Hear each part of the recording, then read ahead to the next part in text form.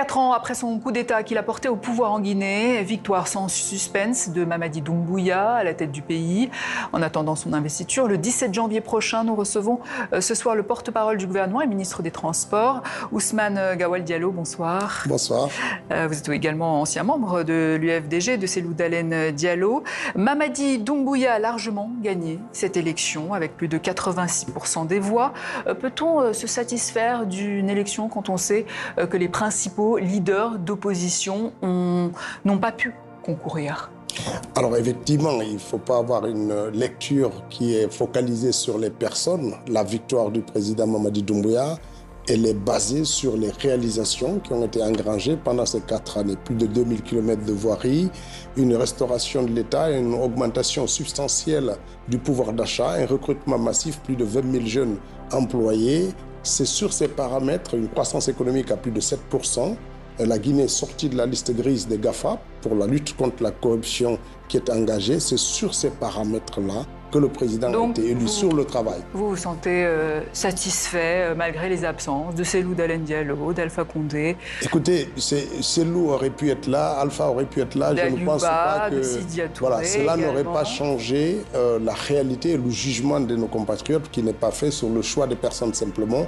Il y a quelque chose de concret qui a conduit à cette adhésion des populations guinéennes. Cependant, l'objectif, et le président l'a décliné dans son discours à l'occasion de la proclamation des résultats définitifs, ce n'est pas un combat d'une Guinée contre une autre, c'est l'affirmation que les Guinéens peuvent se prendre en main quand il est question d'élection, sans que cela ne débouche sur des conflits, des contentieux, avant, pendant ou après. Et c'est cette démonstration-là qu'il faut saluer. Est-ce que vous comptez quand même leur tendre la main? La main tendue du chef de l'État ne fléchit pas, elle est là, elle est ouverte, il a réaffirmé que c'est tous les Guinéens qui ont gagné. Ce n'est pas une victoire d'un homme, c'est la victoire du peuple de Guinée. Et ça, c'est important. Il a relancé encore un appel que nous réitérons, que la main est tendue à tous les Guinéens, qu'ils soient de l'intérieur ou de l'extérieur, pour qu'ensemble, nous puissions consolider la paix acquise depuis 4 ans. Mais justement, eux, ils sont à l'extérieur. 3 d'entre eux sont en exil. Est-ce qu'un retour au pays est possible? Vous savez, il n'y a pas d'exilé en tant que tel pour dire qu'il ne peut pas rentrer dans son pays. Cellou peut venir et Sidia peut rentrer. Sidia n'est frappé d'aucune casier judiciaire.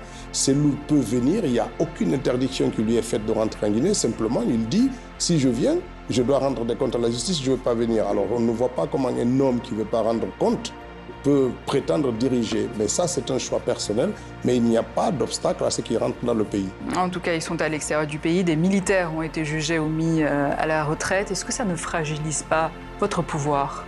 La question de la justice dans le pays, c'est une demande de la population, que celle-ci puisse s'exercer librement et dans le contexte de la Guinée est nécessaire. Parce que pendant longtemps, il y a une impunité qui a touché une certaine catégorie de nos compatriotes. C'est la fin de cette impunité qui a été décrétée par le chef de l'État. Ça a conduit au procès du 28 septembre.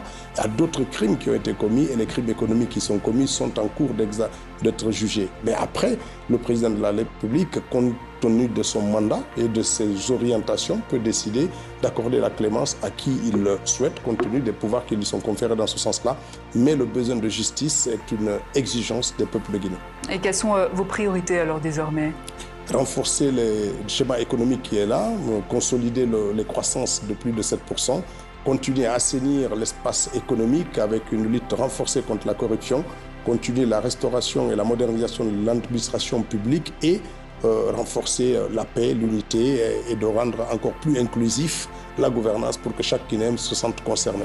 Mamadi Doumbouya est arrivé au pouvoir et a fait campagne en se disant au-dessus des partis. Est-ce que ça veut dire qu'il va créer son propre parti? Écoutez, on ne sait pas encore ce que le chef de l'État veut. C'est vrai qu'il ne veut pas être emprisonné dans un parti ou dans un clan. Il a envie que tous les Guinéens se sentent concernés par la mission. Maintenant, est-ce que la conduite des affaires publiques peut se faire ainsi? C'est pour ça que sa candidature personnelle, il a souhaité qu'elle soit indépendante, non pas portée par une partie de l'opinion, mais indépendante, et cela a marché. Après, il y a la réalité de l'espace démocratique. Des partis doivent concourir pour être à l'Assemblée nationale, qui sera l'autre pendant du pouvoir législatif, qu'il est nécessaire de consolider. Est-ce que le président va encourager le développement d'un parti, ou bien un parti va se construire sur cette victoire-là pour permettre au président d'avoir une majorité suffisante pour pouvoir gouverner aussi librement, parce que l'exécutif a besoin du législatif pour pouvoir exercer librement et imprimer sa marque pendant les 7 années à venir. L'investiture du président Mamadi Doumbouya est prévue pour le 17 janvier prochain. Vous parliez de justice tout à l'heure. Une grâce présidentielle est-elle envisageable pour les prisonniers politiques? Je pense à Aliouba, ou encore des recherches plus actives pour les personnes disparues comme le journaliste Marwan Kamara ou les activistes Biloba. Il est nécessaire que la justice s'active, parce que le peuple guinéen aussi a besoin de réponses. Mais cette question, il faut aussi que les avocats des parties concernées puissent régulièrement consulter les dossiers judiciaires pour pouvoir rendre compte, parce que cela n'est pas le pouvoir des membres du gouvernement d'aller quotidiennement consulter le niveau d'avancement.